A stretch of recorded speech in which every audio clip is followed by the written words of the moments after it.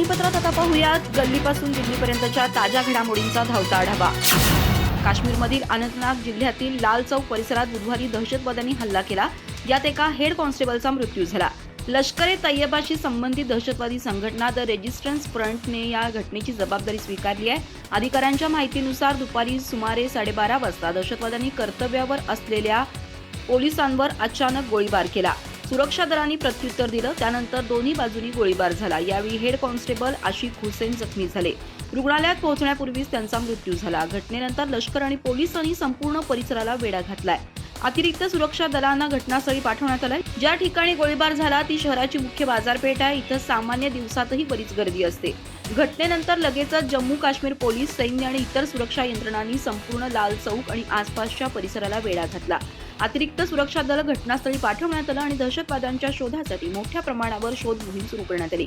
परिसरात ये-जा करणाऱ्या सर्व मार्गांवर नाकेबंदी करून वाहनं आणि लोकांची कसून तपासणी केली जाते।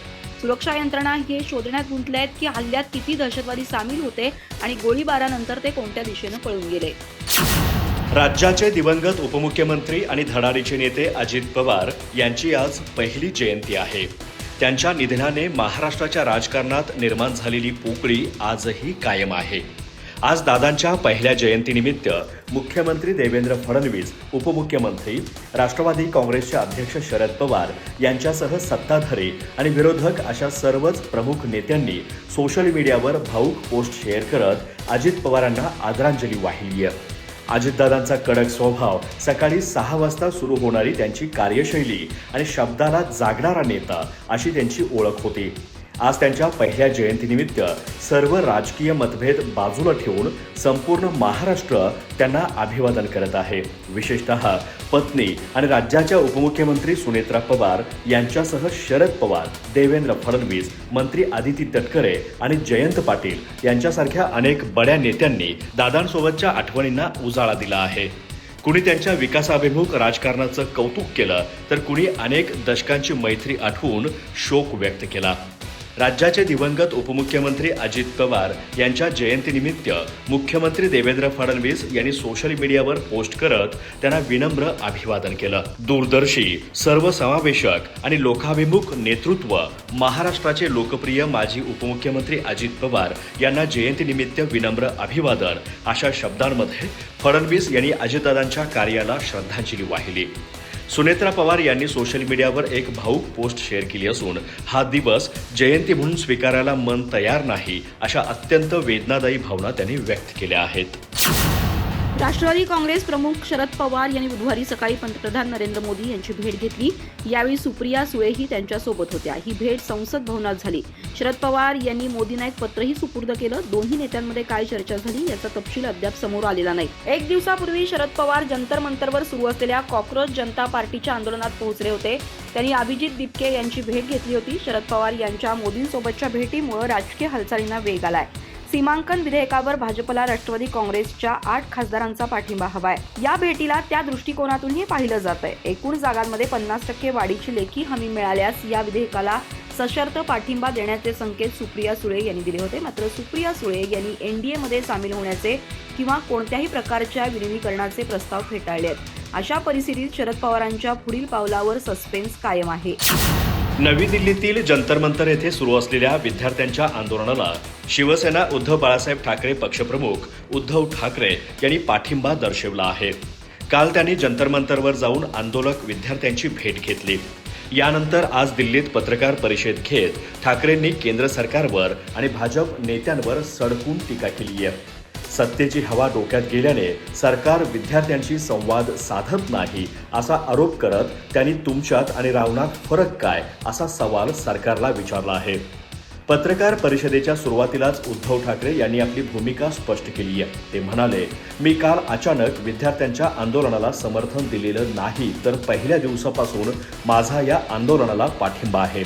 काल जंतर मंतर येथे जाऊन त्यांनी अभिजित आणि इतर सर्व आंदोलक विद्यार्थ्यांची भेट घेतली आणि त्यांच्या व्यथा जाणून घेतल्या।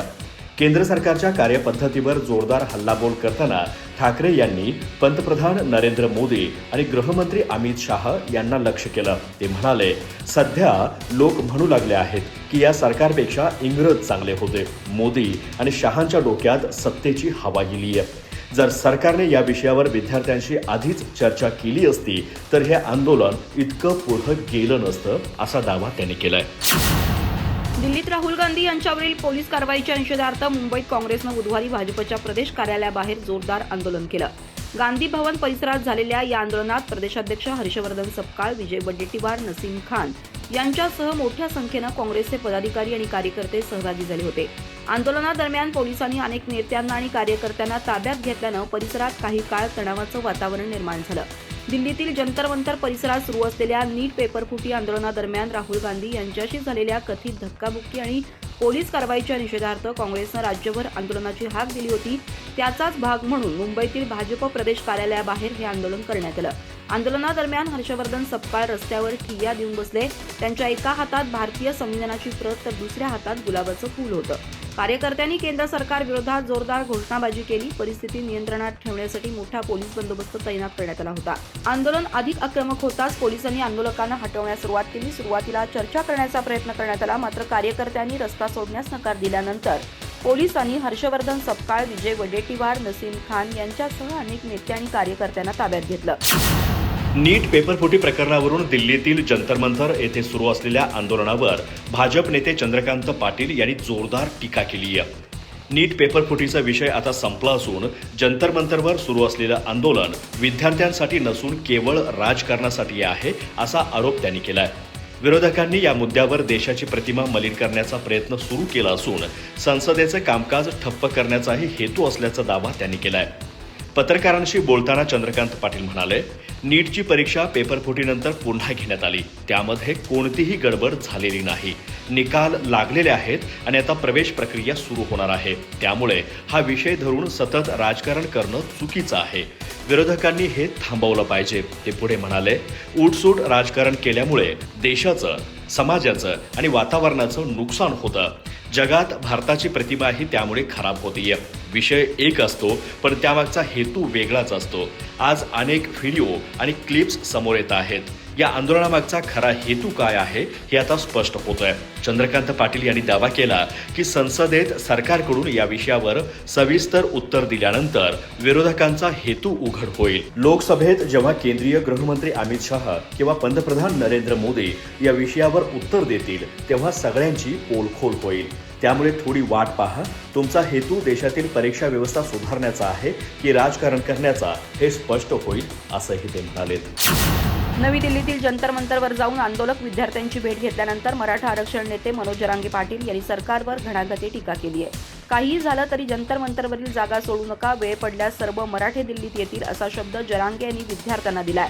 विद्यार्थ्यांवर लाठीचार्ज करणाऱ्या सरकारला उलटं करण्याची ताकद आपल्यात असून पुन्हा हल्ला झाल्यास नेत्यांना महाराष्ट्रात फिरू देणार नाही, अशी आक्रमक भूमिका त्यांनी घेतली आहे. जंतर मंतरवर विद्यार्थ्यांशी संवाद साधताना मनोज जरांगे यांनी त्यांना या लढ्यात खंबीरपणे उभे राहण्याचं आवाहन केलं. आंदोलन शांततेच्या मार्गानेच करा आणि काही झालं तरी ही जागा सोडू नका, असा सल्ला त्यांनी आंदोलकांना दिला. आवश्यकता पडल्यास आपण संपूर्ण ताकदीनिशी विद्यार्थ्यांच्या पाठीशी उभे राहू, अशी ग्वाही देताना ते म्हणाले, विद्यार्थ्यांनी फक्त एक हाक मारावी, आम्ही अत्यंत मोठ्या संख्येनं या आंदोलनात सामील होऊ. वेळ पडली तर सर्व मराठे दिल्लीत येतील आणि हे सरकार उलटवून लावण्याची ताकदही आमच्यात आहे. विद्यार्थ्यांवर झालेल्या लाठीचार्जचा निषेध करत जरांगे यांनी सरकारवर जोरदार हल्लाबोल केला. सध्याचं सरकार हे विद्यार्थ्यांचे मुर्दे पाडण्याचं काम करत आहे, असा संतापजनक आरोप त्यांनी केला. आज संपूर्ण देश आणि राज्य या विद्यार्थ्यांच्या पाठीशी खंबीरपणे उभं राहिल्याचं सांगितलं. जर विद्यार्थ्यांवर पुन्हा लाठीचार्ज केला किंवा त्यांच्यावर हात उचलला तर या नेत्यांना महाराष्ट्रात फिरू देणार नाही, असा थेट इशारा मनोज जरांगे पाटील यांनी दिलाय. नीट पेपरफुटी प्रकरणात विद्यार्थ्यांच्या नावावर राजकारण केलं जात आहे. राहुल गांधींची ही केवळ नौटंकी सुरू असून काँग्रेसच्या काळात तब्बल 28 वेळा पेपरफुटीच्या घटना घडलेल्या आहेत. त्यांनी अगोदर स्वतःचा इतिहास तपासावा, अशी टीका भारतीय जनता पक्षाचे नेते तथा महसूल मंत्री चंद्रशेखर बावनकुळे यांनी केली आहे. मुख्यमंत्री देवेंद्र फडणवीस यांच्या वाढदिवसानिमित्त नागपुरात आयोजित एका विशेष महायज्ञानंतर बावनकुळे माध्यमांशी बोलत होते. यावेळी त्यांनी दिल्लीत सुरू असलेलं विद्यार्थी आंदोलन, उद्धव ठाकरे यांचा दिल्ली दौरा आणि शरद पवार पंतप्रधान मोदींच्या भेटीवर सडेतोड भाष्य केलं. नीट पेपरफुटीवरून देशभरात काँग्रेस आणि विरोधी पक्षांकडून सुरू असलेल्या आंदोलनावर बावनकुळे यांनी जोरदार पलटवार केला आहे. राहुल गांधी स्वतः एक नौटंकी आहेत आणि सध्या विद्यार्थ्यांच्या नावावर त्यांची नौटंकी सुरू आहे. काँग्रेसच्या काळात तब्बल 28 वेळा पेपर फुटले होते. मी त्याची यादी द्यायला तयार आहे. हा इतिहास पाहता त्यांनी चुल्लूभर पाण्यात बुडून मरावं, पेपरफुटी होऊ नये, कारण यामुळे विद्यार्थ्यांचं मोठं नुकसान आणि मनस्ताप होतो हे आम्हाला मान्यच आहे. मात्र जशी ही घटना समोर आली तेव्हा पंतप्रधान नरेंद्र मोदी आणि गृहमंत्री अमित शहा यांच्या सूचनेनुसार केंद्रीय यंत्रणांनी तातडीने कारवाई सुरू केली. एखादी घटना सिस्टीममध्ये घडली असेल तर त्यासाठी थेट शिक्षण मंत्र्यांना किंवा सरकारला जबाबदार धरून विद्यार्थ्यांची माथी भडकवणं अयोग्य आहे, असं बावनकुळे म्हणाले. तसेच परवाच्या आंदोलनात घुसलेल्या राजकीय कार्यकर्त्यांवरही त्यांनी संशय व्यक्त केला आणि या आंदोलनाला वेगळं वळण देण्याचा प्रयत्न सुरू असल्याचा आरोप केला. अधिक माहिती आणि ताज्या घडामोडींसाठी आजच आमचे चॅनल सबस्क्राईब करा.